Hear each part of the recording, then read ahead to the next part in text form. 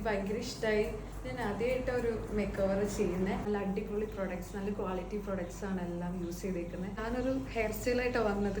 അത് കുറച്ച് heavy hair സ്റ്റൈലായിരുന്നു, പക്ഷെ അത് ഭയങ്കര സിമ്പിളായിട്ട് ഞാൻ നല്ല ഭംഗിയിൽ അത് ചെയ്തു തന്നാൽ. ഭയങ്കര അഫോർഡബിൾ റേറ്റിലാണ് അത് ചെയ്തു തന്നത്.